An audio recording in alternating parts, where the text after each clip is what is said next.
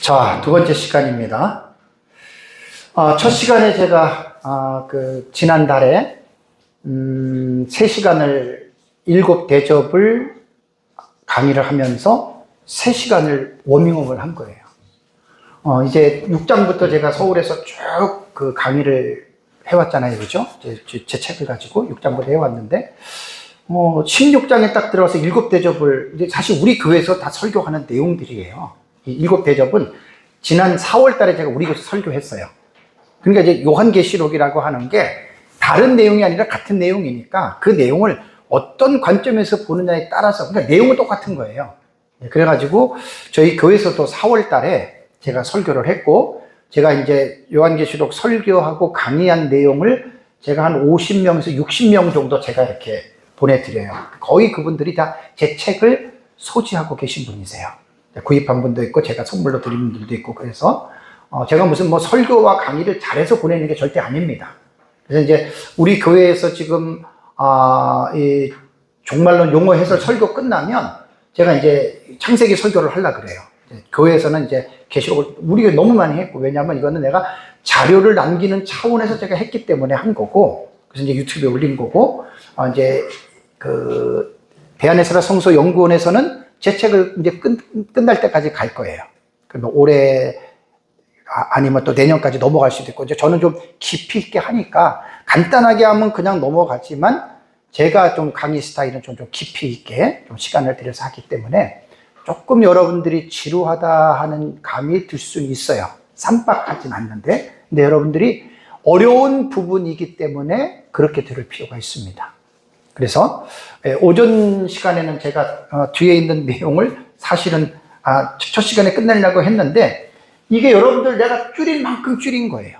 줄인 만큼 줄였는데도 꼬투리를 못했어. 그래서 이 시간에 다시 좀 그 부분들에 대해서 잠깐 제가 또 언급을 하겠습니다. 그래서 요한계시록은 무조건 읽지 말라는 거예요. 마구잡이를 읽으면 무슨 뜻인지 몰라요. 다 그냥 자기 나름대로 들은 풍월로 카더라하고 정리가 안 되는데요, 정리가. 그리고 또 이제 고집 센 사람 그것도 싸우잖아요. 자기 것만 옳다고 그러고. 그래서 묵시문학적으로 묵시적인 장르를 먼저 여러분들이 기억을 하면서 연결해야 되고, 해석학적인 구조가 이게 핵심이잖아요. 텍스트, 사건, 단락. 이거 이제 책이 나오면 자세하게 여러분들이 이제 볼 수 있고 하고, 신학적으로 이제 결국 요한계시록 1장부터 읽으면 뭡니까? 주경신학으로 들어가야죠. 제가 원어가 조금 약해요. 제가 이 책을 쓴 지가 3년이 됐는데 많이 내가 원어는 좀 보강을 했어요, 사실. 근데 이거를 다시 내가 책을 내려 그러면은 너무나 이게 분량이 이게 지금 1400, 500페이지 돼요, 분량이. 글씨를 줄여서 그렇지. 나중에 만약에 한다 그러면은 완전히 그 원어로 들어갑니다, 원어로. 이때는 내가 원어가 조금 그래서 그런데 내용은 같은 내용이지만 그거는 언제 읽지는 몰라요. 제가 지금 책을 쓸 게 한 6, 7개 정도 지금 강의한 원고가 다 돼 있는 게 있어요. 그걸 지금 정리해서 해야 되는데 좀 그렇습니다, 지금. 근데 제가 하는 사명은 목회가 아니라 이 가르치는 사역을 하니까 저는 책을 내는 수밖에 없어요.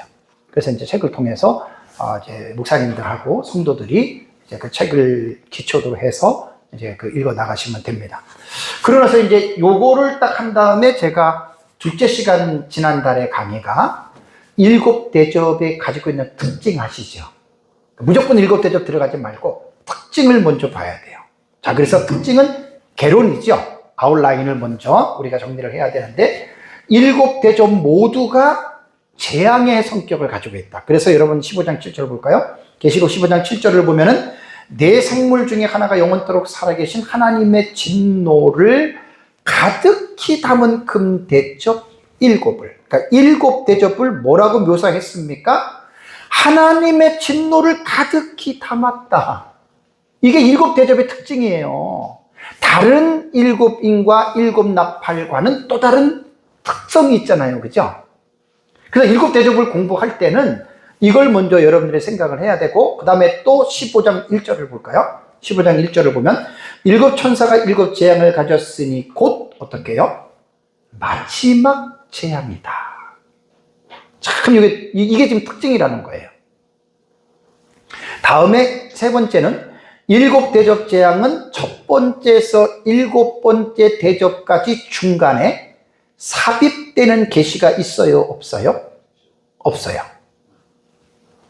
네, 순서대로 그냥 쫙 첫째에서 일곱까지 돼요. 그런데 일곱 인은 어떻죠? 여섯 번째 인과 일곱 번째 인 사이에 다른 계시가 삽입됐죠? 그게 계시록 7장입니다. 14만 4천과 신옷 입은 큰 무리. 그러니까 제가 지금 가르치는 것은 뭐냐면 학문적이고 신학적이고 합리적으로 가르치는 거예요. 그냥 이건 뭐고 14만 4천은 뭐고 이런 것들은 저는 성경을 전체적으로 우리가 관찰하면서 신학적인 지식들을 집어넣어서 우리가 성경은 그렇게들 공부하셔야 됩니다. 이런 기본적인 지식들을 무시하고 무조건 읽고 무조건 깨달았다고 이렇게 되는 건 여러분 정말 위험한 거예요. 그래서 요한계시록이 순환을 많이 겪는 거예요, 지금까지. 별별 사람들이 그냥 읽고 환난도 휴거도 없는데 있다고들 그러지 참. 그러니까 대화가 안 돼요, 그런 사람하고는. 또 고집은 얼마나 센지 고래 심지보다 더 센 사람들. 참 그렇게 하면 안 됩니다, 여러분. 그 다음에 이제 일곱 나팔은 어때요? 중간에 삽입이 제일 많아요. 그죠? 일곱 나팔을 여러분 딱 보세요. 그 이제 8장부터 시작해서 15장까지 가잖아요. 그죠? 그러니까 가장 플레임이 넓은 거고. 그러니까 이런 것들을 먼저 계시록을 공부할 때는 이게 개론이에요. 이런 공부를 하시고 나서 이제 하나하나 이제 배우시라는 그런 말입니다. 그러면 이제 네 번째는 일곱 대접 재앙은 그러면 언제 일어났느냐? 자, 우리가 성경을 볼 때 문학적인 내용들을 우리가 이해할 때는 가장 기본적인 원리가 육하 원칙 속에서 문장을 보는 거죠. 그죠? 근데 요한계시록을 연구하시는 분들이 이건 그냥 유치원 수준도 안 돼요. 그죠? 가장 기본적인 거예요. 이러면 누가 언제 어디서 무엇을 어떻게 왜라고 하는 육하 원칙도 무시해버리고 무조건 읽고 무조건 그냥 깨달았다고 무조건 막 감동됐다고. 아유, 코미디가 한두 가지가 아닙니다. 그래서 잘들 배우셔야 돼요. 요한계시록.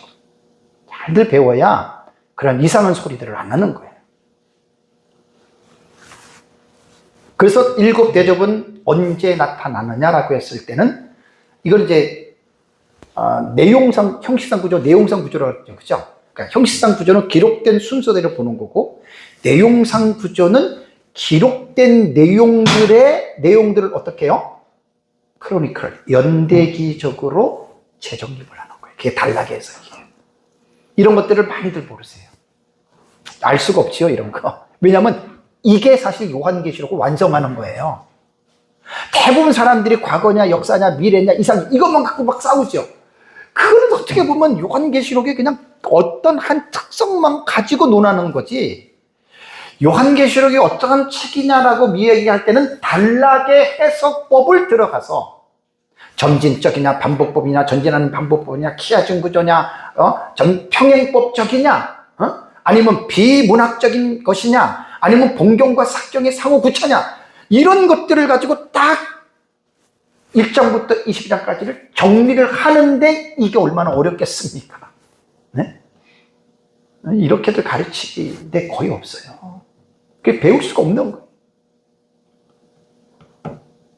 그래서 제가 요한계시록을 계속 연구를 하면서 제가 이제 하나님의 제 마음에 주는 것은 정말 성경을 깊이 있게 제대로 모든 지식들을 총동원해서 정말 요한계시록은 합리적으로 요한계시록은 가르쳐야 되겠다라고 하는 마음을 계속해서 하나님이 제 마음속에 부어주시는 거예요. 그래서 일곱 대접 재앙은 언제 일어나냐면 갑자기 과거, 미래, 현재, 이상 이렇게 얘기하기보다도 우리 역사적 전천년의 신학적 기초가 되는 성경이 어디라 그랬어요? 우리 역사적 전천년의 신학적 기초가 되는 본문이 다니엘서 9장에 70일에 계십니다. 그래서 제 책의 일부에 요한계시록 주의 앞에 70일에 계시라고 놓고 100페이지를 넣은 거예요. 그러니까 70일에가 없이 요한계시록을 해석한다? 우리 역사적 전천년 입장에서 볼 때는 넌센스예요. 그건 이제 코미디예요. 사모님 기억나세요? 제가 11년 전에 새생명교회 가기 전에 요한계시록 학교 그 원장님 공부하셨죠? 새생명교회에서. 그때 제가 물어봤잖아요. 그 목사님은 다니엘서 말했다 그랬어요? 안 했다 그랬어요? 다른 사람은 요한계시록만 한 거예요. 그거는 우리 역사적 결정의 입장에서 볼 때는 말이 안 되는 거예요. 이거는 다니엘서와 요한계시록을 연결해서 해석한 최초의 신학자가 히폴리투스입니다. 제가 원어 멘토 목사님하고 한 5, 6년 전에 전화할 때 그분은 영어를 잘 하시니까 내가 잠깐만 물어보니까 영어 사이트 있죠. 우리나라 뭐 네이버 치듯이 영어로 딱 친 거예요. 한 일의 해석법을 최초로 해석한 신학자가 누구인가? 저는 영어로 보지 안 해봤어요. 한번 여러분들이 영어로 한번 쳐보세요. 해답이 딱 히폴리투스가 나옵니다. 세대주의 아니에요. 근데 이런 것들을 너무들 모르고들 계셔. 그러면 무천년 입장에서 전천년 무조건 까잖아요. 그죠? 우리나라의 잘못된 습성이 뭐냐면 나와 다르면 무조건 무시해. 여러분, 이건 서로가 회개해야 됩니다. 무시하면 안 돼요. 그래서 제가 천년왕국 설교를 2주 전인가 저희 교회에서 할 때 들어보신 분들은 알겠지만 맞고 틀냐, 무천년이 맞으면 전천년이 틀리겠죠. 전천년이 맞으면 무천년이 틀리겠죠. 그러면 맞고 틀리는 결정은 누가 하느냐? 사람에게 맡기면 다 자기만 옳다 그래요. 분명히 하나는 맞고 하나는 틀린 건 100%입니다. 근데 이것을 사람이 결정하지 말자는 거예요, 저는. 예수님 재림 때까지 유예를 했어요, 유예. 그래서 예수님 재림 딱 하면 천년왕국이 이 땅에 있다 그러면 전천년이 맞는 거예요, 그죠? 천년왕국이 없으면 무천년이 맞는 거예요. 그럼 사람들이 여기서 이제 비약을 시킵니다. 그럼 틀린 사람은 어떻게 되냐? 그러면 잘못 믿은 사람들은 지옥 가느냐? 전혀 상관없어요, 지옥하고. 지옥은 예수님을 안 믿기 때문에 가는 거지, 성경 하나 잘못 해석했다고 지옥. 그건 이단들이 하는 거예요, 이단들이. 그래서 사이비 종말론자들이 뭐라고 얘기를 하냐면 요한계시록을 모르면 구원 못 받는다 그러잖아요. 그러니까 이단이죠. 제가 요한계시록을 연구를 하면서요, 요한계시록을 모르고 천국 간 목사님들이 제가 볼 때는 거의 답니다. 이 깨닫기가 힘들어요, 요한계시록을. 깨닫기가 힘들다고요. 그러니까 몰라도 구원받는 것하고는 상관이 없어요. 그러니까 항상 이런 부분들을 우리가 위험하지 않게 여러분 잘 봐야 됩니다. 그래서 일곱 대접 재앙은 우리는 한 일회라고 하는 예수님 재림 직전에 초대 교부들이 그렇게 봤어요. 다니엘서 9장에 나타난 70일의 가운데의 마지막 한 일회를 69일회와 제 책을 보시면 컨티니어스 시오리와 갭 시오리가 있어요. 연속적 이론과 간격의 이론. 우리는 간격 이론으로 봐요. 물론 세대주의도 그렇게 보죠. 왜? 세대주의가 역사적 전천년에서 배운 거기 때문에 그렇게 보는 거예요. 세대주의가 만든 게 아니고. 그래서 간격 이론으로 볼 때 69일에까지는 예수님이 부활하심으로 69일에는 이미 에스라에 의해서 3차 포로 귀환될 때 있잖아요. 445년부터. 그죠? 그때부터 시작하면은 434년이 됩니다. 아니, 483년. 490년이니까 483년이 채워지고 나머지 한일의 7년은 갭시올이란 말이에요. 간격이 있이 보는 거예요. 그걸 누가 봤느냐? 세대주의가 본 게 아니에요. 히폴리투스와 이레네우스 같은 교부들이 봤어요. 그래서 제 책을 70일에 읽어보시면 그분들의 글을, 정성욱 박사의 글에서 제가 모셔와서 제가 정리한 거예요. 저는 지금도 제 성경 연구는, 저는 주경학적인 연구를 한 20여 년 가까이 하고 있어요. 그렇기 때문에 마구잡이로 해석하는 거 전 제일 싫어해요.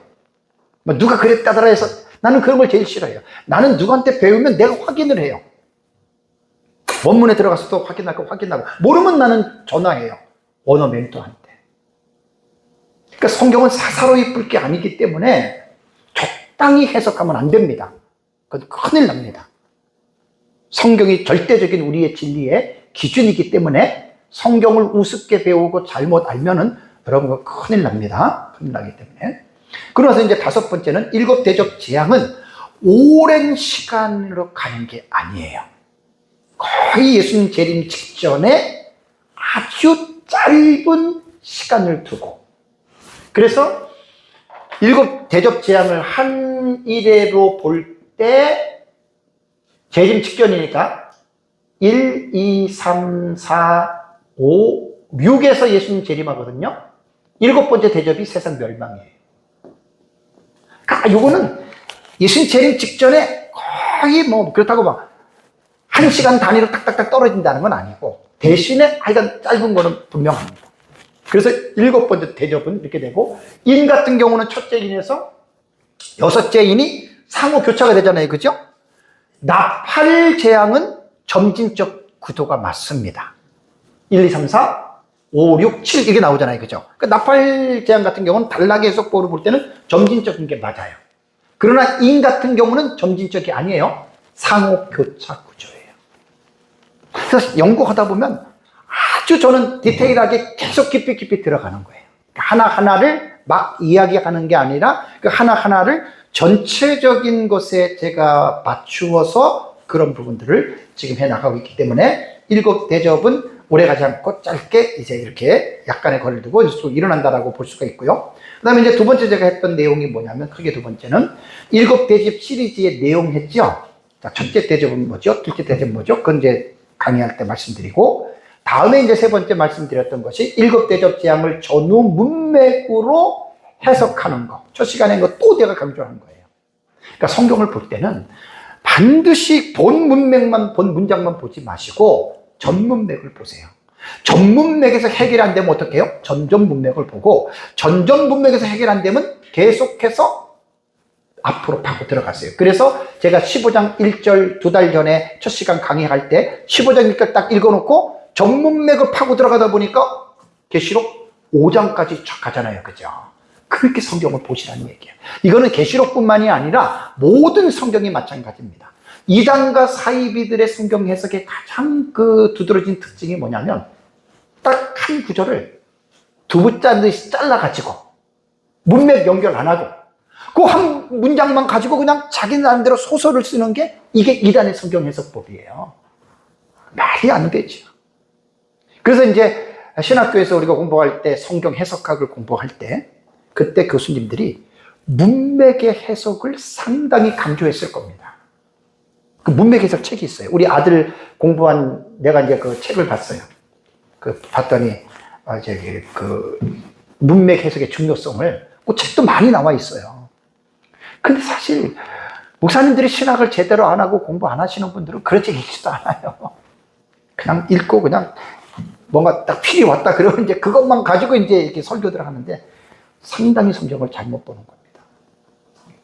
그러면서 제가 이제 세 번째 시간에, 지난달에 세 번째 시간에 기억나십니까? 7 대접을 이해하기 위한 성경적 인류 미래 사회에 대한 이해. 이걸 제가 했어요. 세 번째 시간에. 그러니까 들어보세요. 왜 이게 중요하냐면 7 대접은요, 마지막 재앙이잖아요. 그죠? 이것으로 마치는 거예요.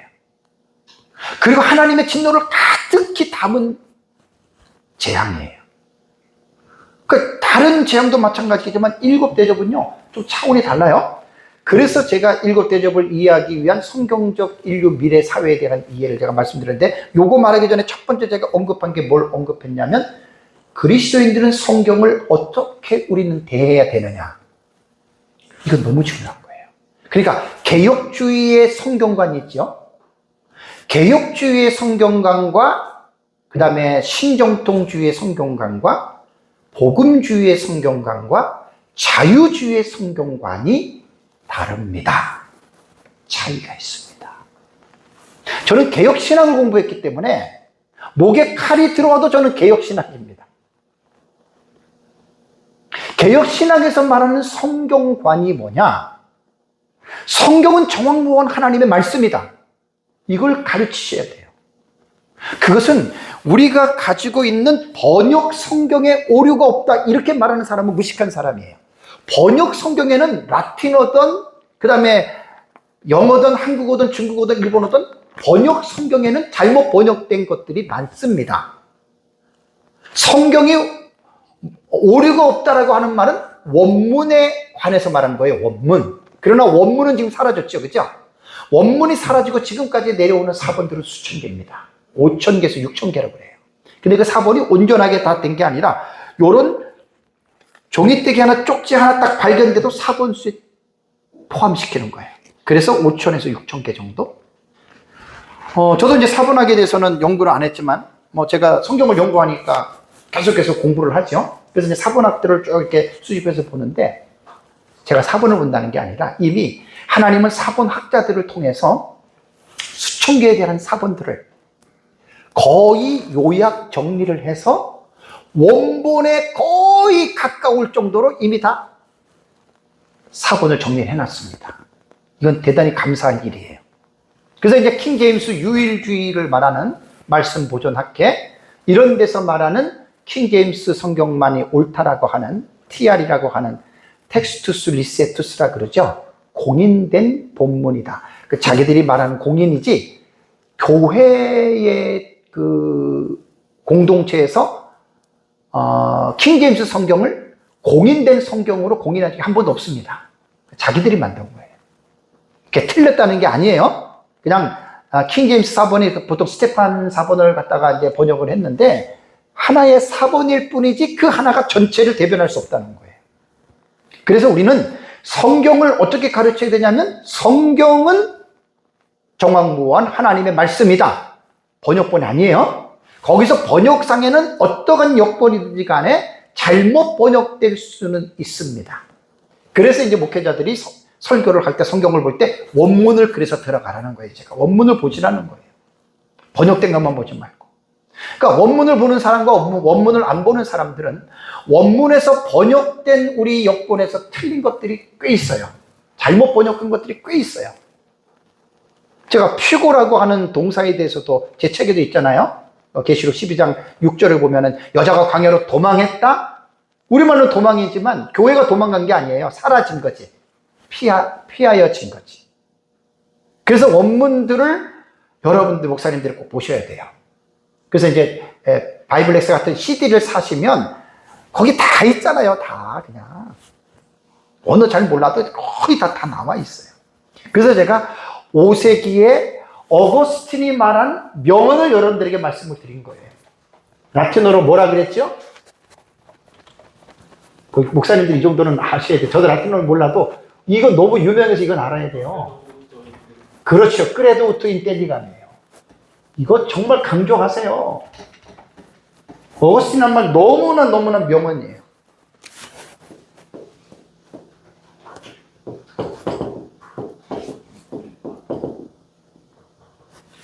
믿는다, 안다, 그런 뜻이에요. 그러니까 크레도 또 인텔리감은 뭐냐면 어거스틴이 나는 알기 위해서 그래도 믿는다예요. 그럼 이 말은 뭐죠? 아는 것보다 선행되는 게 뭐예요? 믿는 거예요. 성경은 하나님이 우리에게 이해를 하라고 준 게 아니에요. 성경은 우리 인간에게 이해를 요구하는 게 아니에요. 성경은 하나님이 우리 하나님의 자녀들에게 뭘 요구해요? 믿음을 요구하는 거예요. 여러분 이것 절대로 여러분 이거 혼동하지 마세요. 자유주의 신학이 태동이 되면서 성경을 인간의 이성으로 성경을 보기 시작했잖아요. 그러니까 성경은 하나님의 말씀이 아니라고 버린 거예요. 자유주의자들이. 성경은 인간이 사사로이 기록된 게 아니죠. 하나님의 영의 감동을 입은 사람들이 성령으로 말미암아 기록한 것이 성경이에요. 그래서 교회는 성경에 대한 절대적인 하나님의 권위를 세우지 못하면 교회는 무너집니다. 그래서 자유주의 교회가 무너진 거예요. 절대적인 권위를 외치세요. 저는 우리 교회에서도 얘기하지만 저는 성경의 권위를 외치는데 두 번째라고 하라고 저는 서럽다고 할 정도로 저는 그렇게 외칩니다. 저는 한 사람이고 두 사람이고 그렇게 외칩니다. 그래서 성경의 절대적인 딱 자세를 갖게 성도들을 만들어야 돼요. 왜? 목사의 설교가 이걸 갖고 하잖아요. 그죠? 그죠? 그래서 성경의 권위를 절대적으로 성도들에게 가르치시란 말이에요. 그리고 성경을 깊이 있게 해석하면 성도들이 목사의 설교에 시험받을 일이 없어요. 아, 우리 목사님이 성경을, 하나님의 말씀을 이런 뜻으로 가르치는구나. 뭐 11조해라, 기도해라, 뭐해라, 뭐해라. 그거 성경의 절대적인 권위를 안 믿는 사람들은, 아, 목사님이 우리 보러 헌금 내라고 이렇게 생각하거든요. 시간 날 때마다 저는 성경 얘기만 나오면 저는 강력하게 저는 이건 선포입니다. 설교는 캐리그마예요. 그 성경을 이해하려고 준 게 아니란 말이에요. 하나님이 믿으라고 준 거예요. 믿으라고. 그래서 목사의 설교는 성도들에게 선포하는 거예요. 선포. 예수님이 장사한 지 사흘 만에 살아나셨습니다. 이렇게 하는 거예요. 그걸 믿으라는 거지. 여러분들의 인간의 이성이 예수님이 죽은 사람이 살아날 수 있을까? 그거를 여러분들이 이해하라? 그런 게 아니잖아요. 그래서 목사님들의 사실 설교는요, 좀 임팩트가 있어요. 강력해야 돼요. 설교가. 자신감 있게 또 확신을 가지고, 예수님이 재림할까요? 말까요? 참 이거는 설교도 아니죠. 그건 예수님 재림하십니다. 딱 외치고 그러면 성도들이 아멘으로 받아들이는, 이게 여러분 설교예요. 설교가 디다케의 요소가 있기는 해요. 교육의 요소가 있기는 해요. 호밀리아라고 하는 적용의 요소가 있긴 하지만 진정한 설교는 캐리그마입니다. 선포입니다. 프리칭입니다. 그래서 목사님들이 메시지가 좀 나는 강력한, 제가 그래서 난 그런 걸 좋아해. 하나님의 말씀을 전하는 거, 내 말 전하는 게 아니에요. 그래서 이제 제가 왜 이 말을 했냐면, 우리는 7 대접을, 텍스트를 뭐로 본다 그랬죠? 우리는 문자로 봐요. 여기서 이제 탁 사람들이 문제가 생기는 거예요. 지난주에 제가 첫째 대접, 둘째 대접 했잖아요. 아니, 그걸 여러분 문자적으로 믿을 수 있겠어요?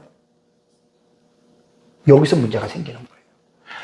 여러분, 둘째 대접을 쏟으니까 바다가 죽은 자의 피같이 됐어요. 바다 안에 생물이 딱 죽었어요. 이걸 여러분들이 성도들한테 한번 물어보세요. 믿냐고. 어휴, 목사님, 말이 안 된다고 그럴 사람이 태반이에요. 그건 뭐지요? 지금 목사는 둘째 대접을 땅에 쏟음에 바다가 죽은 자의 피같이 돼서 바다에 있는 생명이 다 죽었잖아요. 그 누구 말을 하는 거예요?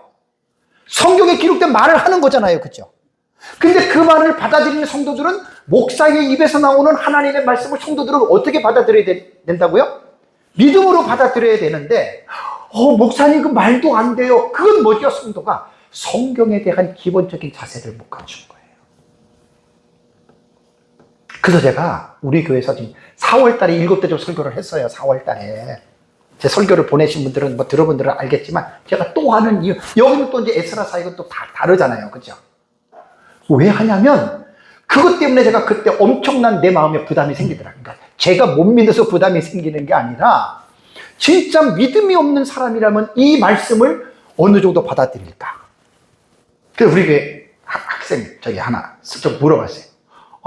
안 믿어진다고. 내가 뭐라고 한마디도 안 했어요. 여러분, 교회 안에서 그런 사람 부직 있습니다. 말 안 해서 그렇지. 이성적이고 도덕과 윤리적인 그리스도인들은, 목사님 오늘 뻥치고 있네. 무슨 바다가 죽은 자의 피같이 되고, 오늘 셋째 대접 보면은 강과 물이 전부 다 피가 돼서 사람들이 핏물을 마신다고 나와 있거든요. 그러니까 믿음으로 받아들이는 사람은, 와, 정말 놀라운 끔찍한 일이 일어나니 이렇게 되는데, 믿음이 없는 사람들은 인간의 이성으로 딱 보면, 목사님 말 같지도 않은 소리 하지, 이게 나온단 말이에요. 이게 오늘날 교회 성도예요. 그래서 제가 목사님들이 개혁주의 성경관에 있어서 성경은 하나님의 말씀이다, 이거를 강력하게 외치게, 강력하게. 그러고 나서 제가 말씀드린 게, 사회학적인 관점에서 인류 미래의 사회는 어떻게 변할 것인가. 이게 미래주의자들만 볼 수 있는 거예요. 앞으로의 사회는 어떻게 될까? 여러분, 애플의 그 창시자가 누구였죠? 애플? 스티브 잡스죠. 그죠? 스티브 잡스가 하나님보다 만들기 게 뭐냐? 인류 문명에 발전한 게 스마트 시대를 열었잖아요. 그죠? 컴퓨터 같은 거 보통 웬만하면 집에다가 놓고 다녀야 되고 들고 못 다니잖아요. 그래서 이제 개발된 게 노트북으로 됐잖아요. 그죠? 노트북도 무거워. 이제는 휴대폰 하나로 컴퓨터 역할을 다 하는 거예요. 그만큼 인류의 이 문화의 커뮤니케이션의 속도가 말도 못하게 빨라진 거예요. 다니엘에서 나오죠? 종말에 어떻게 된다고요? 지식이 말도 못하게 발전한다. 그거 되는 거예요. 앞으로는 여러분 상상을 초월합니다. 이제 운전요, 내가 안 해도 돼요. 전부 다 이제 그 스마트로 해가지고 나는 홈플러스 가가지고 깜짝 놀랐어요. 어떤 아줌마가 차를 세우는데 내가 봤는데 뭐 저 아줌마 참 웃긴 아줌마다. 이게 공간이 돼서 좁아가지고요 문도 못 열어요. 근데 후퇴 고집하면서 거기다가 세우려고 하더라고요. 그래서 내가 속으로 야 저 아줌마 웃긴 아줌마. 그런데요 놀란 게 뭔 줄 알아요? 차를 일자로 딱 해놓고 내려서 버튼을 딱 누르니까 어머머 차가 그대로 들어가는 거예요. 그러니까 내가 아직 무식한 거지. 내가 그런 좋은 차를 안 타봐서 그래요. 저는 우리는 차를 대고 문을 열고 나와야 되는데 이거 문이 안 열리면 우리 못 세우잖아요. 어머 내가 그래서 그렇구나. 그럼 그 아줌마는 차 어떻게 해요? 차 탈 때 버튼 누르면 차가 주인이 마음에서 싹 나온단 말이에요. 타십시오. 상상을 초월합니다. 앞으로의 이제 문제는 뭐냐면 AI입니다. 인공지능을 갖춘 로봇입니다. 로봇. 상상을 초월하는 시대가 옵니다. 그러니까 이럴 때일수록 여러분 우리가 하나님의 말씀이라고 하는 여러분 성경의 믿음을 갖지 않으면요 엄청나게 마지막 시대의 젊은이들은 믿음 안에서 살기가 점점 힘들어져요. 왜? 인간의 이성에 자꾸만 사로잡힙니다. 그래서 제가 사회학적인 관점에서 인류 미래는 종교적인 현상에서 가장 중요한 게 뭐냐면 세상의 종교는 하나가 됩니다. 기독교 빼놓고. 이거 설교하면 또 다 끝나요. 그냥 넘어갈게요. 두 번째는 정치적인 현상입니다. 이데올로기를 보면 거의 다가 마지막 시대에는 전제주의 국가로 갑니다. 그러니까 강력한 리더십을 가진 사람이 나라를 이끌어갈 수밖에 없습니다. 그 한 가지 예가 뭐냐면 우리나라 보세요. 무슨 큰 일을 당했어. 옛날 같으면 내가 잘못해서 당한 일은 어떻게 해요? 내가 다 책임을 졌죠. 우리나라 어때요? 자연재해, 지진, 그 다음에 사고, 크다 그러면 국민들이 누구에게 손을 벌려요? 국가에게, 정부에게 손을 벌려요. 이게 전 세계 상황이 그렇게 돼요. 제가 이것은 제가 어떤 상상력으로 한 게 아니라 성경에 나온단 말이에요. 이게 제가 성경을 보고 지금 이거 다 말씀을 드리는 거예요. 그 다음에 경제적인 현상, 자연적인 현상, 사회적인 현상, 문화적인 현상. 사회를 깊이 있게 여러분 우리가 관찰해야 돼요. 목사님들은 제가 그랬잖아요. 종말론은요 아무나 공부하는 게 아니에요. 이게 적당히 해서 되는 게 아니에요. 모든 학문들, 모든 사건들, 사회적인 상황들을 종말론을 연구하시는 분들, 특별히 우리 미래주의자들은요 이것들을 아주 공부들을 많이 하셔야 돼요. 천문학도 공부해야 되고 4차 산업도 공부해야 되고 AI도 공부해야 되고 이거 공부하셔야 돼요.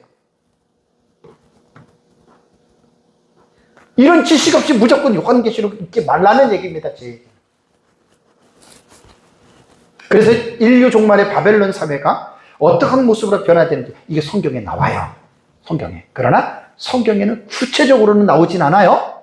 대략적인 어떤 윤곽만 딱 말할 뿐이지 그걸 우리가 성령의 감동으로 깨달아서 우리는 시대의 변화상에 관심들을 가지십시오. 그래서 저는 9시 뉴스는 무슨 일이 있어도 봐요. 왜냐하면 그 시대를 보는 눈이거든요. 러시아가 지금 이제 북한과 또 친밀해지고요. 그 다음에 이제 우크라이나 지금 미국이 우크라이나에게 집단 집착 떨어지는 포탄 줬어요. 그죠? 예, 했어요. 러시아가 가만히 있을 것 같아요? 맞불 칩니다. 그러다 보면 3차 대전은 일어납니다. 언제인지 모르지만. 핵들을 다 갖고 있잖아요. 성경에 나오잖아요. 유브라데 전쟁. 이 세상의 인구 3분의 1이 죽잖아요. 그러니까 계시록을 모르는 사람은 이 말이 무슨 말인지 모르죠? 우리 성경에서 다 나온 거예요. 성경에서. 유브라데 전쟁에 3분의 1이 죽어요. 지상에. 85으로 볼 때는 26억 6,600만 명이 죽어요. 그게 단순히 미사일 쏴가지고 사람이 그렇게 죽을 것 같아요? 이제는 핵입니다. 그래서 종말적인 신앙을 가지고 있는 사람들은 깨어 있을 수밖에 없는 거예요. 그래서 역사적 전천년은 정말 제가 공부를 해봐서 아는데 너무너무 건전하고 진짜 성도들도 깨울 수 있는 게 아주 건전한 게 역사적 전천년 신앙이에요. 무천년 같은 경우는 안일해요. 안일해서 뭐 구원받았으면 된 거예요. 이제 종말에 대한 긴장감을 세울 수가 없어요. 요한계시록 해석법이. 전천년은 안 그래요. 자, 이제 세 번째 대접 들어가겠습니다. 자, 세 번째 대접.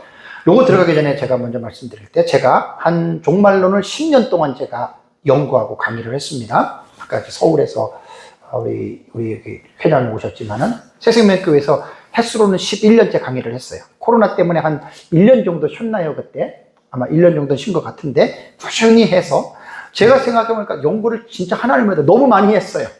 그 책만 해도 한 7, 8권 정도 나올 정도로 연구를 많이 했고, 강의안이 제가 아마 일반 책으로 말하면 아마 우리 이정복 목사님 한 6, 7천 페이지는 될 것 같아요. 그죠? 그러니까 이만큼 되니까. 그거 아마 합하면 저한테 이제 그 파일이 다 있으니까 아마 엄청나요. 이거 지금 요한계시록 주의 책만 해도 그 원래는 1500페이지예요. 1500페이지하고 뭐 첫째 부활했지요. 그 다음에 뭐 또 70일 했죠. 그거 전부 다 한 500페이지 이상 나오는 책들이거든요. 그래서 제가 이제 서울에서 했던 강의를 제가 정리를 해보니까 처음에 제가 2014년에 제가 새생명교회를 간 거예요. 10월 달에. 그래서 이제 올 10월이 되면은 만 10년이 되는 거니까, 그죠? 햇수론 벌써 11년째 들어왔잖아요. 그때 제가 강의했던 게 주제별 강의를 했습니다. 주제별 강의. 제가 처음에 이제 연구하면서 한 거예요. 그래서 그때 이제 도표를 가지고 엄청 공부했잖아요. 그죠? 그때 도표 공부하신 분들이 금방 감을 잡았어요. 민 목사님 거는 도표를 공부를 해야 돼요. 그 도표 모르면은 정말 여러분 정리하기 힘들어요. 그래서 이제 요한계시록 도표를 가지고 그때 걸어놓고 하고, 그 다음에 그때 요한계시록 구조를 제가 강의를 했고요. 예수님의 재림과 천년왕국, 그 다음에 역사적 전천년주의 고찰도 하고, 두중인, 적그리스도, 거짓 선지자, 음녀, 뭐 부활과 변화. 내가 이제 원고를 다 살펴봤어요. 그랬더니 이런 주제들이 나와. 그리고 정말 하나님의 은혜로 깊이 있게 연구한 게 70일입니다. 70일을 한 학기 강의했어요. 한 학기. 저는 보세요. 다니엘서 9장 24절과 27절 4절밖에 안 돼. 이 4절을 가지고 제가 한 학기를 강의했으니까 한 원고만 책으로 내도 그거 한 6, 700페이지 정도 될 거예요, 아마. 제가 놀랐어요, 제가. 저는 70일을 할 때요, 저는 그냥 몇 주 하면, 그냥 한두 주만 하면 끝날 줄 알았어. 하다 보니까 그게 엄청나게 했어요. 70일에. 그리고 또 하나 했던 게 뭐지요? 부활론입니다. 야, 이 부활론도 대단해요. 구약, 그 다음에 신구약 중간사, 신약, 마지막 때의 부활에서 첫째 부활이 클라이맥스잖아요.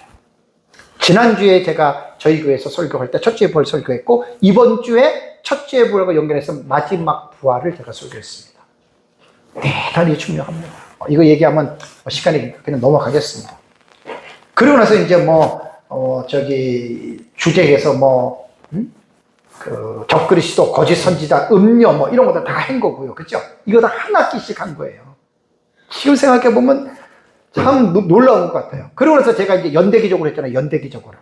6장부터 19장까지를 순서대로 안 하고 연대기적으로 또 했잖아요. 이거 되게 중요한 거예요. 우리 교회에서 다 설교, 제가 하는 거는 에스라 강의하면 그걸 우리 교회에서도 하고, 우리 교회에서 한 거를 에스라 강의하고, 난 똑같이 하는 거예요. 그리고 이제 마지막에 했던 게 주해적 연구입니다. 지금 하는 강의예요. 이거를 사실 우리 이 목사님 잘 아시죠? 우리 교회에서 여기 4년 전인가 했잖아요. 그죠? 2년 동안 요한계시록 학교를 여기서 했습니다. 그때 이제 2년 동안 해서 제 책이 주의 설교를 2번 하고, 그 다음에 요한계시록 학교를 여기서 또 업그레이드를 해가지고 하고, 그리고 책을 쓸 때 주석적인 거를 참조해서 여러분이 책이 나온 거예요. 그러니까 제 책은 그냥 책상에서 나온 거 아니에요. 전부 다 에스라에서 강의하고 우리 교회에서 설교하고, 그래서 이거를 업그레이드를 시켜가지고 나온 것입니다. 지금 이제 제가 이제 서울 지회에서 이제 이번 달에는 이제 교회가 조금 우리 그래가지고 이제 이번 달에 했는데 아마 다음 달부터는 서울에서도 할 수 있을 것 같다고 또 우리 종 목사님 말씀하시네요. 그렇게 되면 서울에서 하는 게 좋아요. 저도 제가 뭐 거리는 있어도 제가 가서, 왜냐면 그쪽에서 계속 그 강의들 해왔잖아요, 그죠? 또 영상도 들어가고 하니까. 그래서 이제 다음 달부터는 아마 서울 쪽에 되지 않겠나. 그러면 또 뭐 다음에 하면 되고, 안 그러면 정 또 사정이 안 되면 또 우리 교회에서 이렇게 지금 하면 되는 거고, 그거는 이제 그렇게 하면 됩니다. 자, 이제 셋째 대접을 볼까요? 셋째 대접. 자, 이제 16장 4절을 볼까요? 지금 제 책에 있는 내용은 상당히 좀 빈약합니다. 빈약해요. 그래서 4월 달에 제 설교한 원고를 제가 조금 폭을 넓혔어요. 그래서 여러분들이 그냥 제 책은 첫째, 둘째, 셋째 번 조금밖에 안 돼. 그거 한 10분이면 될 거를 저는 1시간씩 제가 해서 했기 때문에 조금 더 깊이 있게 보겠습니다. 자, 16장 4절을 보겠습니다. 셋째 천사가 그 대접을 강과 물 근원에 쏟음에 어떻게 해요? 피가 되더라. 요 내용입니다. 셋째 대접이. 그러면 지금 이제 우리 16장을 들어가서 지금 대접에 대한 강의를 제가 지금 하고 있는데, 앞에 볼 때에 첫째 대접과 둘째 대접을 기억하면서 여러분들이 셋째 대접을 보셔야 되거든요. 첫째 천사가 대접을 쏟음에 2절을 보십시오. 16장 2절에 땅의 쏟음에 짐승의 뿔을 받은 사람들에게, 그가 그 우상에게 경배하는 자들에게 악하고 독한 종기를 놨어요. 그죠? 이게 첫째 대접 지난달에 했고, 둘째 천사가 대접을 쏟음에 바다에 쏟음에 바다가 죽은 자의 피같이 됐다. 그냥 핏물하고 죽은 자의 피같이라고 하는 비유는 전혀 달라요. 그러니까 끈적끈적하게 됐다 그 말입니다. 그러니까 여러분, 우리가 성경을 볼 때 아까도 말씀드린 대로 이해를 하려고 하지 말고 어떻게 해요? 믿으세요. 그래서 어거스틴이 크레두투 인 텔리감이라고 하는 말은 뭐냐면, 나는 알기 위해서 먼저 믿는 거야. 그러니까 믿으니까 어떻게 돼요? 알게 되는 거예요. 이게 명언이라고 해요. 크레두투 인 텔리감, 이 말이. 그러니까 우리는 설교할 때 성도들을 이해시키려고 하지 마시고 믿음의 선포를 하십시오. 그래서 성도들이 그 하나님의 말씀을 믿으면 이해가 된단 말이에요. 근데 안 믿으면 이런 거 이해가 안 돼요. 아니, 목사님 말이 됩니까? 받아보세요. 지구의 71%가 바다입니다, 여러분. 71%가. 29%가 육지예요. 근데 이 72%가 되는 이 바다가 다 죽은 자의 피가 다 된단 말이에요. 자, 인간의 이성으로 이게 용납이 돼요, 안 돼요? 안 되죠. 말도 안 되죠. 그러면 사도 요한이 본 게 거짓말이란 말이에요? 그 절대 성경은 그렇게 들어가면 큰일 나요. 자유주의자들은 그렇게 본단 말이에요. 그러니까 자유주의자들은 성경이 하나님의 말씀 아니라고 말합니다. 어마무시한 말이에요, 지금 여러분. 이게 성경을 강조하시는 거예요, 성경. 그래서 이제 셋째 대접이 쏟아지는 이 시기는, 여기 보니까 이제 둘째 대접이 쏟아진 이후에 시간적인 간격은 그리 오래되지 않을 것으로 여러분들에게 말씀을 드렸습니다. 그 다음에 이제 두 번째로 제가 이제 여러분들에게 셋째 대접 말씀을 드리는 것은, 자, 재앙이 임하는 장소입니다. 첫째 대접은 땅이고 둘째 대접은 바다지요. 셋째 대접은 강과 물 근원입니다. 다시 이제 제가 말씀을 드리면, 우리는 일곱 대접을 텍스트를 문자로 봐요, 상징으로 봐요? 우리 문자로 봅니다. 그러니까 항상 환계시록을 볼 때 여러분들이 정하셔야 돼요. 어떤 본문이든지 간에 나는 이것을 문자로 해석할 것이냐 상징으로 해석할 것이냐, 이걸 먼저 정하시고, 그 다음에 이 사건이 과거냐 역사냐 미래냐 이상냐, 그걸 정하세요. 그러니까 성경은 무조건 읽고 말하지 마시고, 여러분들이 성경을 읽고 깨달은 부분을 합리적으로, 지식적으로, 신학적으로 체계를 세워 나가면 어느 누가 봐도 여러분 자기와 맞지 않다고 해서 그걸 우습게 여기지는 않을 거 아니에요. 그죠? 그래서 그걸 제가 강조를 하는 거예요. 무천년도 무조건 무천년 하지 말고 당신들이 보고 있는 그 관점들을 제가 말하는 것처럼 정확하게 딱딱딱 떨어지게 막 하라는 거예요. 나는 이 본문을 문자로 본다. 나는 이 본문을 상징으로 본다. 그러고 나서 이제 그것을 사건을 어떻게 보고 단락의 해석을 어떻게 보고, 사실 이렇게 말하는 사람이 그렇게 많지 않죠. 이런 것도 모르고 무조건 그냥 자기가 배운 거, 자기가 들은 게 옳다라고 소리만 지르는 사람들이 있잖아요. 그런 사람들은 대화가 안 됩니다. 정말 대화가 안 됩니다. 그래서 물 근원에 쏟았다. 자, 재앙의 내용은 뭐죠? 대접을 쏟자 강과 물 근원이 모든 물이 일시에 뭐가 됐습니까? 피가 됐다. 그러면 바다가 71%지만 이 육지 안에, 대륙 안에 큰 강들이 또 얼마나 많습니까? 그죠? 중국의 황하강, 그 다음에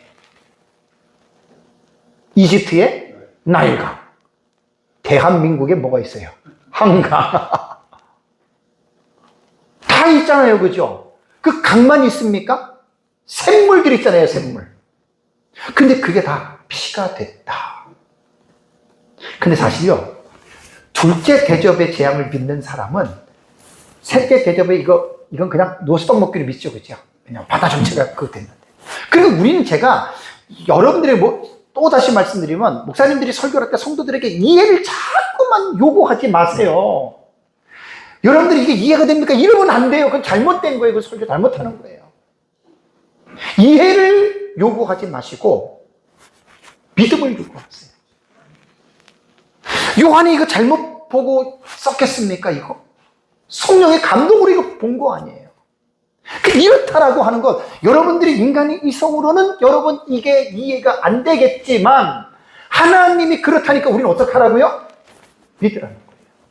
자, 이렇게 얘기하면은 이상주의자들이나 이런 사람들은 당신들은 문자적으로 문자적 해석이 틀리다는데, 여러분 문자적인 해석이 성경을 문자적인 해석을 안 하면 그럼 어떻게 하라고요? 홍해 바다가 갈라진 게 여러분 그게 진짜 바다가 갈라진 게 아닙니까? 요단강이 흐르던 물이 멈춰지고 그 물이 잘라져가지고 두부 쌓듯이 쌓여가지고 이스라엘 백성이 걸어진 거, 그러면 그거 문자적으로 해석하면 안 돼요? 여리고 성이 무너진 거 그거 문자적으로 해석하면 안 돼요? 예수님이 십자가에 죽고 부활한 거 그거 문자적으로 해석하면 안 돼요? 죽은 나사로 살린 거 사흘 만에 몸 썩은 거 나오라니까 살았는데 그거 문자적으로 해석하면 안 돼요? 그거 전부 다 상징으로 해석해야 돼요?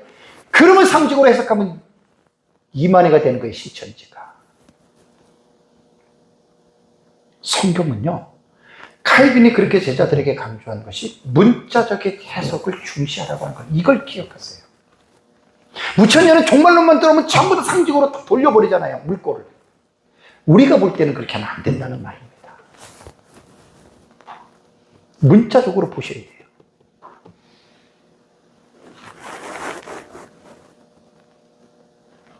그러니까 둘째 대접에 계시를 믿으면 셋째 대접은 못 믿을 이유가 없어요. 근데 여러분 보세요. 여기 보면은 이제 신약 성경에 나타난 사건을 구약 성경과 연결되는 것이 있죠, 그렇죠? 예를 들자면 구약 성경의 예언이 신약 성경의 성취가 되는 것이 있고요, 그렇죠? 그 다음에 신약 성경의 내용이 구약 성경의 내용과 비슷한 것이 있을 수 있죠, 그렇죠? 그래서 성경은 한 통으로들 보셔야 돼요, 한 통으로. 그러면 여기에서 셋째 대접을 쏟을 때에 강과 물 근원이 피가 됐다. 자, 이러한 유사한 사건이 구약 성경에 있습니까, 없습니까? 있습니다. 그것이 애굽의 나일강이 피로 변했다. 10가지 재앙 가운데 그것이 하나가 있었습니다. 그 나일강 진짜 피가 된 거예요. 그럼 여러분 그거 믿으세요, 안 믿으세요? 당연히 믿어야죠. 그러니까 인간의 이성으로 볼 때는 그게 가능해요, 안 가능해요? 가능하지 않죠. 어떻게 나일강 큰 강이 피로 변했느냐. 그래서 셋째 대접과 애굽에서 그 나일강이 피로 된 것과는 차이점이 뭐냐면, 출애굽할 때에 애굽의 나일강이 피가 된 것은 국지적이에요. 거기만 그랬어요. 근데 세 번째 대접은 어떻게 돼요? 전 세계적이에요. 이게 다른 거예요, 여러분. 그래서 이제 출애굽기를 여러분 읽어보시면 나일강이 피가 돼서 그 강에 있는 고기들이 어떻게 됐는지 아세요? 전부 다 죽었어요. 썩어서 악취가 난다 그랬어요. 그러면 마지막 때도 볼 것도 없는 거예요, 그죠? 저는 이거 생각하면 끔찍하지 않아요? 아니, 바다가 전체가 죽은 자의 피같이 됐어. 바다를 나갈 일이 있어요, 없어요? 못 나가지요. 강도 마찬가지예요. 강도 지금 이렇게 된 거예요. 여러분, 믿으셔야 됩니다. 이해하려고 하지 마십시오. 그러니까 이 재앙은요, 세상에 살아가는 모든 사람과 생명체들에게 말할 수 없는 고통을 주는 재앙입니다. 자, 7 대접재앙의 특징 중에 하나가 뭐라 그랬어요? 하나님의 진노를 가득 담았다. 이래서 말한 거예요, 여러분. 적당한 진노가 아니에요. 그러면 이제 문제가 뭐냐면, 인간의 몸은 7, 80%가 수분이죠, 그죠? 수분이 빠져버리면 죽어요. 몇 프로만 빠져도 인간은 죽어요. 물을 마셔야 돼요. 그러면 샘과 강이 전부 다 핏물이 됐으면 인간은 생존하기 위해서 물을 마셔야 되잖아요. 그럼 어떤 물을 마셔야 돼요? 핏물을 마셔야 돼요. 자, 애기에게 분유를 타줄 때 물에다가 타잖아요. 핏물이에요. 그럼 애기에게 먹여야 돼요? 안 먹여야 돼요? 안 먹이면 죽어요. 핏물로 탄 우유를 먹어야 되고, 우리가 목마르면 무슨 물 먹어야 돼요? 핏물 먹어야 돼요. 자, 제가 왜 이런 말을 디테일하게 말하는 줄 아십니까? 믿음이 없는 사람들은 아마 이럴 거예요. 저 목사 이상한 말 한다. 제가 이상한 말을 하는지 참말을 하는지 뭘 봐야 돼요? 성경을 보시란 말이에요. 성경을. 6절을 한번 볼까요? 16장. 이제 4절을 쏟아놓은 게 됐고, 그 다음에 5절을 한번 보시죠. 5절. 내가 들으니 물을 차지한 천사가 이르되, 어떻게 해요? 전에도 계셨고 지금도 계신 거룩하신 이여, 이렇게 심판하심이 뭐하다? 의롭다. 어떻게 생각하세요? 지금 천사가 하는 말이에요. 지금 지상에는 둘째 대접으로 바다가 죽은 자의 피같이 됐고 강과 물이 핏물이 됐어요. 사람들이 핏물을 마셔야 돼요. 그런데 천사가 하는 말이, 인간의 이성으로 볼 때는 어떻게 사랑의 하나님이 그럴 수 있겠느냐, 당연히 그렇게 말할 수 있겠죠, 그죠? 근데 천사는 뭐라 그래요? 그 심판이 의롭다는 거예요. 이거 풀고 넘어가셔야 돼요, 여러분. 이 문제를 풀고 넘어가셔야 돼요. 자, 넘어가기 전에 잠깐 조금 전에 말 꺼낸 것에 대해서 대답을 하겠습니다. 6절 한번 읽어볼까요? 6절. 그들이 뭐라고요? 성도들과 선지자들의 피를 흘렸으므로, 그 다음에 어떻게 해요? 그들에게. 성경에 나오잖아요. 제가 성경에 없는 말을 한 사람이 아니란 말이에요, 저는. 성경에 있는 말을, 목사는 성경에 있는 말을 하는 것이 목사지, 성경에 없는 것을 말하면 그 목사는 사이비가 되는 거예요, 사이비가. 피를 마신다 그랬잖아요. 그래서 아기에게도 분유를 타줄 때에 핏물로 타줘야 된다, 그 말입니다, 여러분. 제가 성경에 있는 말을 하잖아요. 그래서 성경을 보지 않는 사람들은 제가 조금 전에 말한 거 얘기하면 저 목사 이상한 말 한다고, 그 자기가 이상한지를 모르는 거예요. 성경적인 설교는 성경을 아는 사람들이 은혜를 받아요. 성경을 모르는 사람들은 성경적인 설교의 은혜를 못 받아요. 왜? 모르니까. 그냥 맨날 어린아이처럼 그냥 우르르 깎고 우르르 깎고 깎아줄게 이래야지만 해 좋아하지, 성경을 깊이 있게 주의해주면 성경을 모르는 사람들은 못 알아들어요. 설교가 딱딱하다느니, 설교가 길다느니, 설교가 무슨 강의식, 이런 말만 하는 거예요, 성경을 모르니까. 성경을 아는 사람들은 성경을 깊이 있게 주의하잖아요. 1시간, 2시간 그냥 싹 들어갑니다. 그냥 한두 시간 그냥 쑥 들어갑니다. 성도들도 수준을 높여야 되는데, 한국교회 목사님들이 대형교회 25분 딱 설교를 맞춰놨기 때문에 20분, 25분 맞춰놔가지고 그 도대체 설교가 도대체 뭔지 오해하지 마세요. 25분, 30분 해야 다음 손님 받잖아요. 아이고, 참말로 오해하지 마시기 바랍니다. 본문을 깊이 있게 주의하는데 25분, 30분까지 여러분 설교가 되겠어요? 한국교회 지금 강단의 상황이 그렇게 지금 변했다는 거예요. 교회가 크면 어떤 교회처럼 분립시켜서 성도들을 주일날 꼴을 먹일 때 최소한 목사들이 성도 보통 한 40분 하지만 저는 1시간이 기본이니까 뭐 길게 한다고 잘하고 짧게 한다고 못한다 그런 뜻은 아니에요. 제가 설교를 주의 설교를 하다 보니까 1시간도 저는 모자라요. 제 설교를 우리 교회 성도들은 그렇게 생각을 해요. 왜? 그렇게 오래 들어봤기 때문에. 많으면 성도를 분립시켜주면 되잖아요.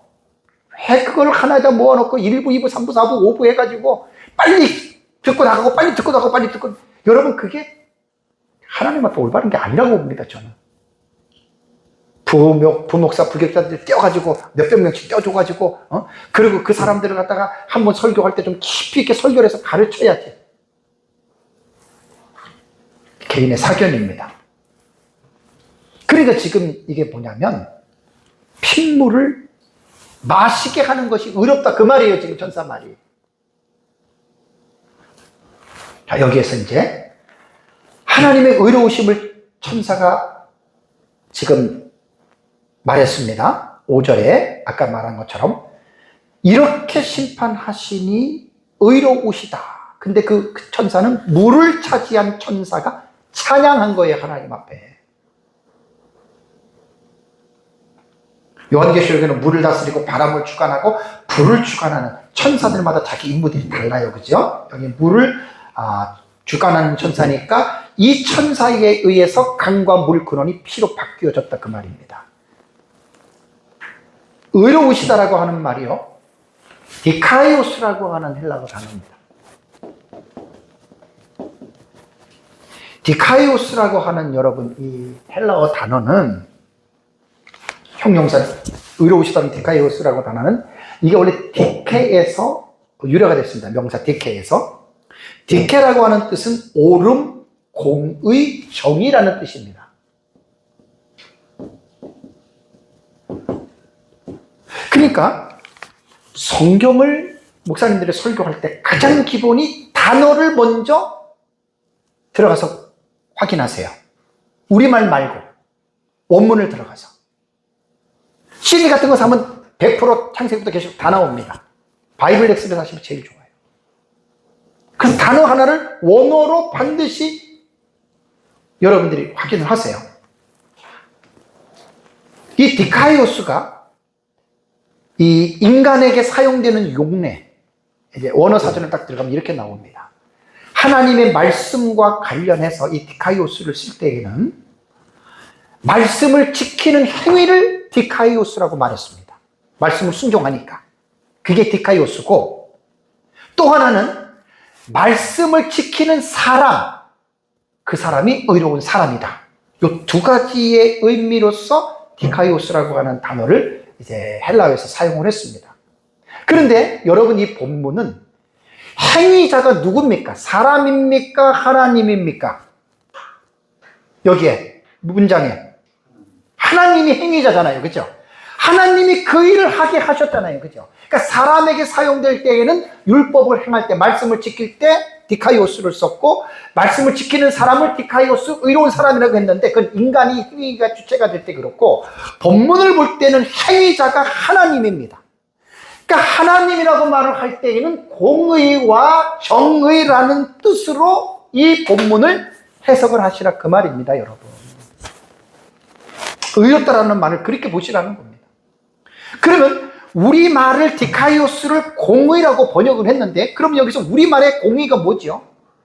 여러분, 우리가 대충 알고 있는 지식은 확실하게 말 못합니다. 확실하게 아는 사람은 확실히 말을 합니다. 사전을 들어가보세요. 우리말 사전. 저는 이제 설교나 강의 준비할 때 컴퓨터 항상 앉으니까 제 2018년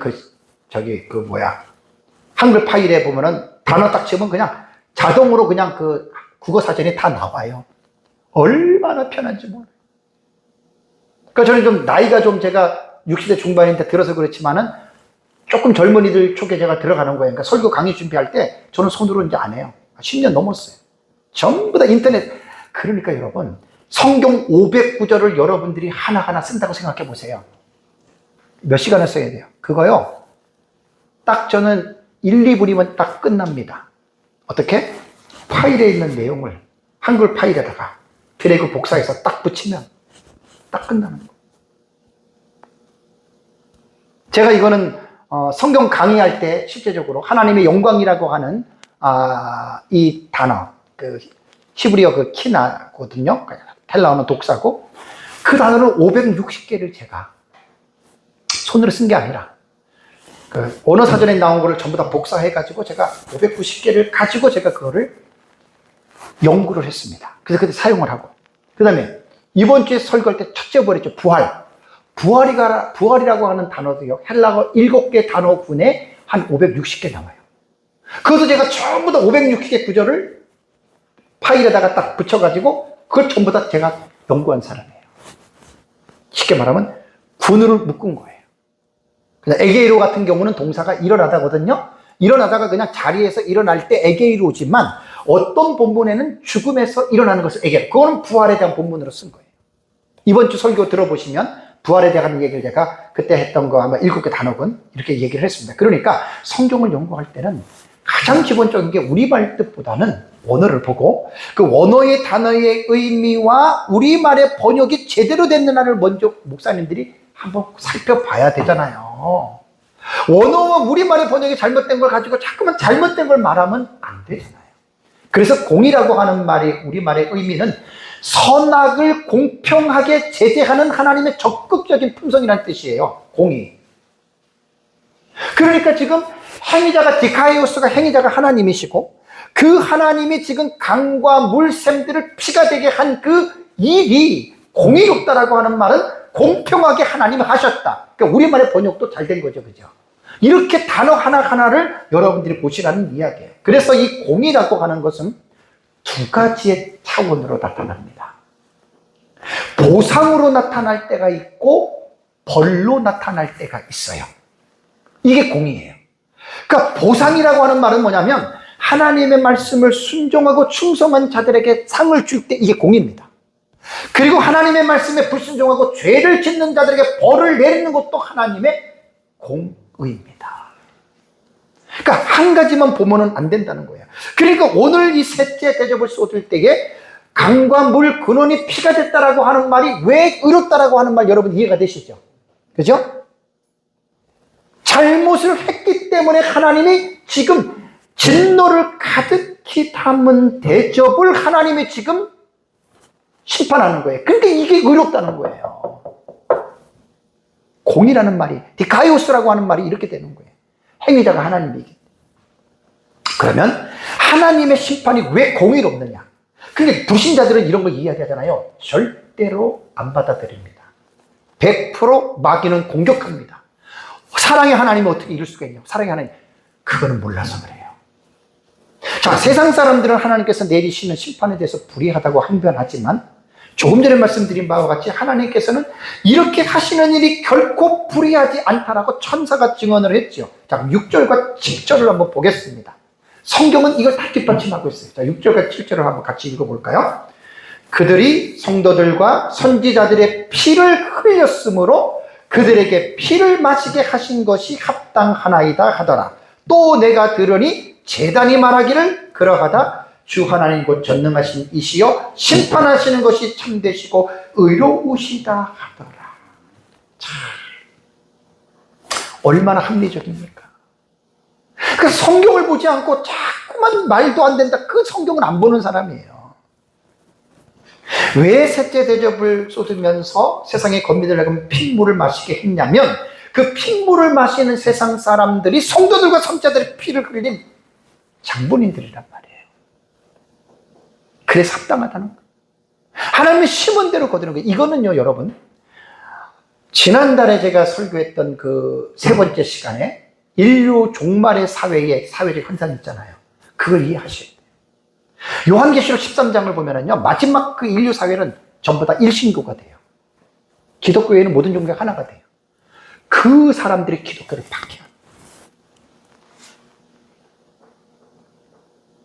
거기는 대가입니다. 그래서 하나님이 공의롭다는 거예요. 디카이오스.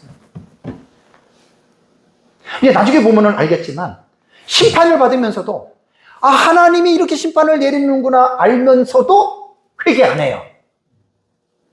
이게 여러분, 그게 이제 뒤에 나오거든요. 예, 이제 넷째 대접을 쏟을 때, 그때 제가 말씀을 드릴게요. 넷째 대접 쏟을 때 알아요. 하나님이 그걸 알면서도 회개 안 합니다. 그 본문에서 이런 중요한 하나의 어떤 의미들을 끄집어내서 목사님들은 이 주제를 가지고 성도들이 믿음으로 수긍할 수 있도록 이 부분을 설교들을 하셔야 돼요. 이 믿음이 없는 사람들은 말도 안 돼, 말도 안 돼 이럴 거 아니에요. 그죠? 근데 말도 안 되는 게 아니라 말이 돼요, 안 돼요? 말이 되지요. 말이 되는 거예요. 그래서 목사님들의 설교가 성경을 해석해 주는 겁니다. 우리가 목사님들이 성경을 해석해 주는 거지 무슨 설교를 통해서 우리가 하늘에서 무슨 뭐 불을 내리고 그런 쓸데없는 생각들 하지 마세요. 성경을 올바르게 해석해 주는 게 목사님들의 설교고, 올바르게 성경을 해석할 때 성령님이 역사하는 거예요. 그래서 성령님이 이것을 믿어지게 한단 말이에요. 믿어지게. 목사의 말재간이 좋아가지고 성경을 믿는 게 아니에요. 목사가 성경을 올바르게 해석할 때 성령님이 해석하는 목사와 설교를 듣는 성도들의 그 마음의 믿음을 불러일으키신다라고 하는 그러한 말입니다. 하나님이 뜬금없이 핏물을 마시게 하겠어요. 그래서 그거를 지금 성경에 말을 하고 있다는 겁니다. 이제 요한계시록을 우리는 아시는 분들은 훤하지요. 한 일회가 시작이 될 때, 특별히 이제 후반부가 시작이 될 때, 사람들 알잖아요. 생명책의 이름이 기록되지 않는 사람들은 모두가 다 그 적그리스도에게 경배하잖아요. 프로스퀴네오가 예배하는 거예요, 예배. 완전 우상숭배. 전 세계가 이렇게 멸망하는 거는 전부 다 이때는요, 불신자들 100% 다 적그리스도 하나님으로 믿어요. 다 우상숭배하는 거예요. 그래서 멸망하는 거예요. 공의로우신 하나님이 뭐가 여러분 그 충족되지 않는데 하나님 왜 이런 일을 하시겠어요? 하나님 모든 것들을 아시기 때문에 그런 거죠. 자, 18장 24절을 잠깐 가볼까요? 계시록 18장 24절을 보시면요, 여기도 세상이 멸망하는 것에 대한 합법적인 이유를 설명하고 있습니다. 선지자들과 성도들과 및 땅 위에서 죽임을 당한 어떻게 해요? 모든 자의 피가 그 성중에 발견되었느니라. 이 세상 멸망할 때 멸망에 대한 당위성을 설명해 주는 거예요. 멸망에 대한 당위성. 그래서 셋째 대접 재앙으로 주어지는 이 핏물을 마시는 재앙은 그들이 심은 대로 거두는 자업자득입니다. 왜 사람들이 지옥을 가지요? 예수를 믿지 않았기 때문에 지옥을 가는 거지. 천국 갈 사람을 지옥으로 하나님 보내시지 않습니다. 다 자업자득이라는 말입니다.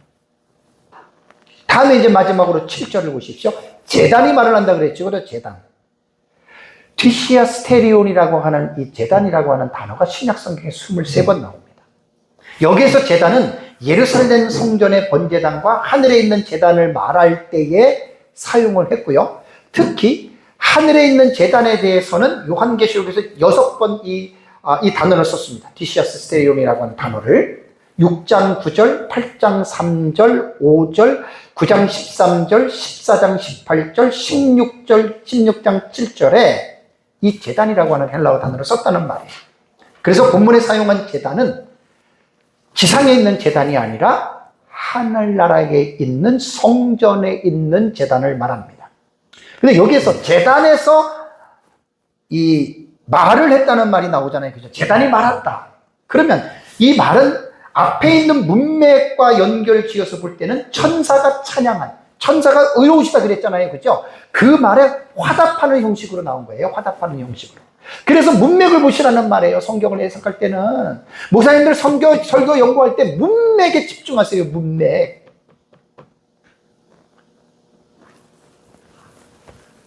문맥을 잘 보셔야지 되는 거예요. 5절에서 말한 천사가 의로우시다고 말한 이 말에 7절에는 이 제단이 화답하는 형식으로 맞습니다. 의롭습니다라고 이런 말입니다. 그렇다고 해서 여러분 오해해서는 안 될 것이 제단을 의인화시키면 안 됩니다. 제단이 말한 게 아닙니다. 누구인지는 몰라도 제단으로부터 나오는 소리로 봐야 되는 거예요. 여러분 본문은. 그러니까 우리말 번역이 잘못된 거예요. 이런 거는. 제단이보다는 제단으로부터 나오는 소리가. 그래서 이제 우리가 성경을 해석할 때 목사님들이 서기를 들어가고 성경을 깊이 있게 설교하시는 분들은 원문에서도 합리적이지 않는 문장이 나올 때가 있어요. 예를 들면 시브리어라든가 헬라어 같은 경우를 보면은 동사가 생략된 경우들이 되게 많습니다. 문장에. 동사가 생략이 돼버렸어. 그러면 이제 그거를 이제 설교하는 자들이 생략된 동사를 설교를 하는 문장 속에서는 집어넣어줘야 되잖아요. 그죠? 이걸 그래서 설교자들이 하는 몫이에요. 제단을 의인화시켜서 제단이 말하는 것으로 보면 안 되고요. 제단으로부터 나오는 소리로 이것을 해석해야 되는데, 주석가들의 주석을 보면은 이 제단으로부터 나오는 화자에 대한 해석이 네 가지로 해석하더라고요. 첫 번째는 하나님을 섬기는 천사로 말하고, 두 번째는 24장로로 말하고, 세 번째는 네 생물 중에 하나로 말하는 사람이 있고, 또 다음에 네 번째는 앞에 세 부류의 모든 존재들이 하나님의 심판에 합당하다라고 하는 합장으로서의 화답하는 내용이다. 이렇게 보는 것이 저는 옳다고 봅니다. 왜냐하면 4절에 이렇게 심판하는 것이 의롭다고 말을 했기 때문에 제단에로부터 나오는 모든 소리가 하나님의 보좌 앞에 네 생물이 있고 24장로가 있고 천사들이 있잖아요.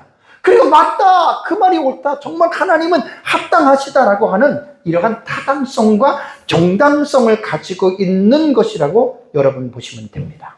여러분, 노아 시대 때에 노아의 가족 8명을 제외하고 모든 인류가 하나님의 물심판을 당해서 죽었죠. 하나님이 의로우십니까? 불의하십니까? 디카이오스예요. 행위자가 하나님이기 때문에 하나님 의로우신 분입니다. 그래서 창세기 6장 5절과 8절을 보면 사람의 죄악이 세상에 가득함과 그의 마음에 생각하는 모든 계획이 항상 악할 뿐임을 보시고 하나님이 노아 시대 때 물로 심판하십니다. 그게 디카이오스예요. 그게 공의예요. 또 하나 마지막으로 말씀드릴게, 하나님이 아브라함에게 땅을 주시겠다 그랬죠. 가나안 땅. 여러분, 이거 잘 생각하셔야 됩니다. 가나안 땅을 주시겠다고 하는 말이 12장 1절에 말했습니다. 근데 아브라함은 그 시대에 가나안을 하나님 주신 땅이지만 나그네로 살았죠. 아브라함의 자손들이 그 땅을 들어가서 산 때는 여호수아서 21장 43절에 나와요. 성취가 된 거예요. 무려 그 기간이 700년이 지났습니다. 700년 동안에 아브라함의 자손들은 하나님이 이 땅을 우리에게 주신다라고 하는 비전과 소망을 가지고 살았는데 700년이 지난 다음에 그들이 가나안 땅을 차지를 했습니다. 자, 여기에서 문제가 생길 수 있습니다. 야, 니네 믿는 하나님 웃긴다. 그 가나안 땅 수백 년 수천 동안 살았던 그 원주민들이 있잖아요. 근데 그 원주민들을 내쫓고 이스라엘 백성, 내 백성이라고 해서 그 잘 사는 사람을 내쫓고 자기 백성을 심었다 그러면 하나님이 공의로운 분이 아니죠. 그 불의한 하나님이 되는 거예요. 여러분, 어떻게 이 문제를 풀어가시겠습니까? 이게 성경의 해석이에요.